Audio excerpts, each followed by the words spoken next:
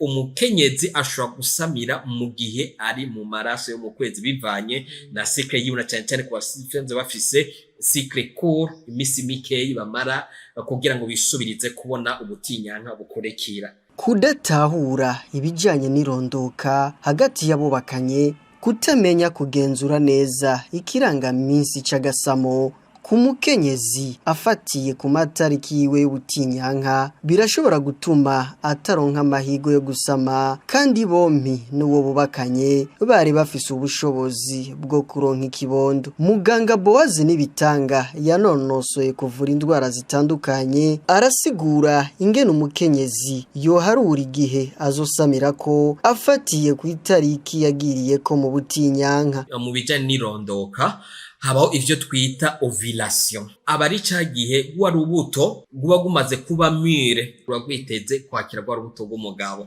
Bivanye na cycle y'umuntu, date d'ovulation, dufata iyo cycle yiwe gukuramwo imisi 14. Dufate nk'akarorero umuntu afise cycle y'imisi 20, kugira tumenye ovulation yiwe iba ku munsi ugira kangahe. Dufata 20 gukuramo 14 ca dutora 6. Bisigura ko ovulation yiwe iba ku munsi ugira 6. Muganga Boaz Nibitanga arasigura kandi n'iryari umukenyezi aba afise amahirwe yo gusama n'igihe adashobora gusama bivanye n'ukugene ukwezi kwiwe k'ubutinyanka kungana. Nk'ufise cycle y'imisi 17, dufashe ovulation yiwe ikiba 17-14, ikiba ku munsi ugira 3. Imisi yo gusama ikiba uwo munsi ugira 3 w'amaraso, umunsi ugira 2 w'amaraso, umunsi wa mbere w'amaraso, n'umunsi ukurikira uwo munsi wa mbere ategeza kuja mu maraso.